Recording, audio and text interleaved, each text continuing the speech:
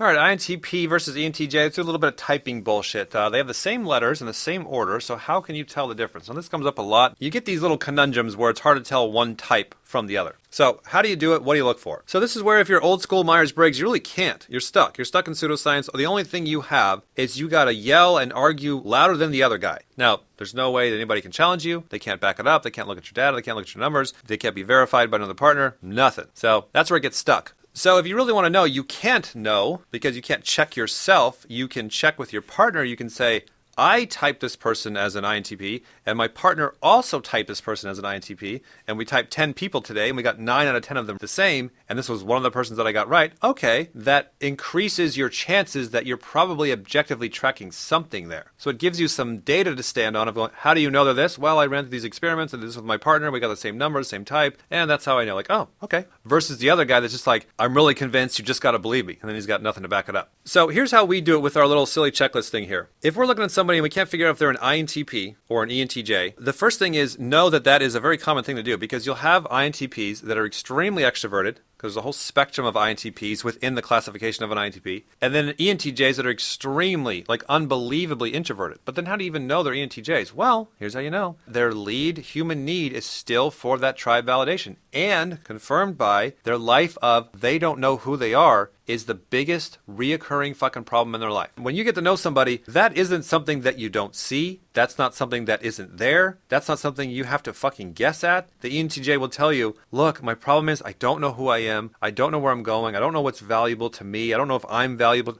Like that is their demon. 110% of the time, no exception, absolutely trackable. The INTP on the other side, they're going to know who they are. Their identity function is first, and their identity function is tied to their reasons. So they're like, this is who I am, this is what I'm working on, these are the good reasons for me, this is what I think is best, this is what I think is logical. And so they're going to be speaking from their T a lot, just like the ENTJ, but you'll notice that their T is tied to their identity. They're not falling down this well of, here's my reasons, and I don't know who I am. The INTP is struggling with, here's my reasons, here's my identity.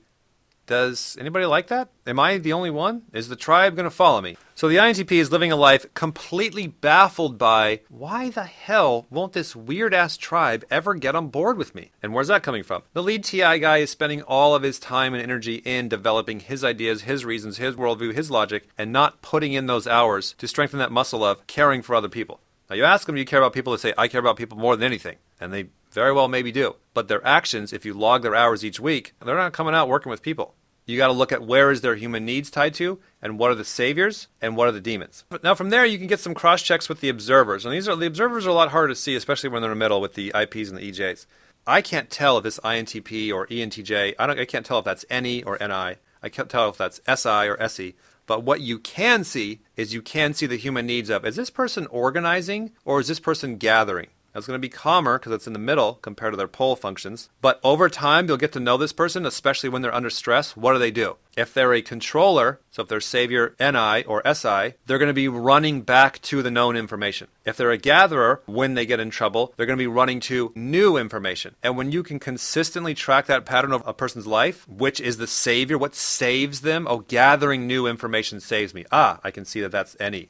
So, how can you tell the difference between an INTP and an ENTJ? Number one is you look for those human needs. Is this person over-dominant on their identity or over-dominant on the tribe? And is the reverse the demon? And then number two, you can get into the observers. Those are a little bit harder to see because they're more balanced. And again, you're tracking the human needs. Is this person a gatherer or a controller? And then from there, ultimately, you're still just guessing. You're still just convincing yourself. That's why when you're typing with your partner, you have them type the same person independently of you and then see what result they also get.